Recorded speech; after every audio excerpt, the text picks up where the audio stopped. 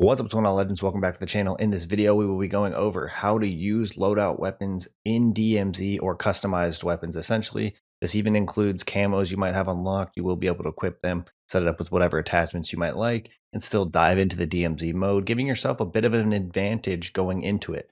So if you guys do enjoy this content anytime or find this video helpful in any way, make sure you share your support for the channel by going down below and smash that like button. Let's go ahead and throw an easy goal of 50 likes on today's video, as well as if you guys like to find your way back to the channel for more Call of Duty content, make sure you do hit that subscribe button. Also that notification bell so we don't miss you in future videos.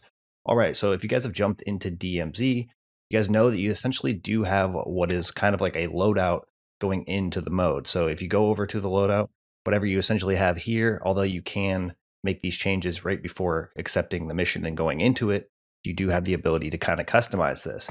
Now, when you select weapons, you will likely have a contraband stash if you have any weapons available, which allows you to select any of these here. But at first, I didn't even notice this slot. You have an insured weapon slot.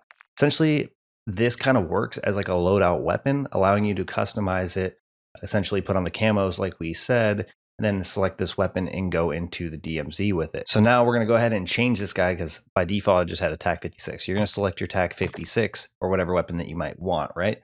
Now we have a gunsmith available here. At first, didn't really see it. Now you click your gunsmith, it'll allow you to change your attachments. Go ahead and just throw together a class real quick. Just gonna kind of do it by memory. Boom, boom, boom. We have pretty much all the attachments that we want.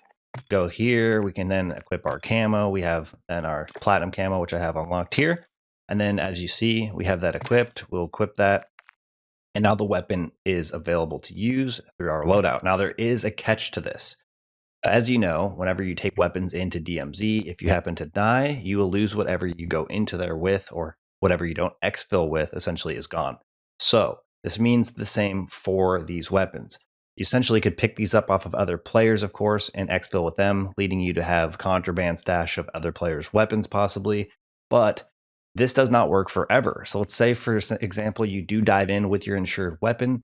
You'll realize that if you die and come out, you will still have your insured weapon slot, but it will have a 120-minute cooldown or 2 hours before you will be able to use that insured slot weapon again. Now, of course, you can unlock multiple slots, which would allow you to build kind of an overkill class if you would like. However, for this, you will still have to unlock the insured slot number 2 and 3, and it has quite a bit of a task ahead of it, considering you have to complete all the tier 3 challenges for every faction, and then all of the tier 5s for every faction. That's going to take you quite a while, so you are going to be limited to the one for now.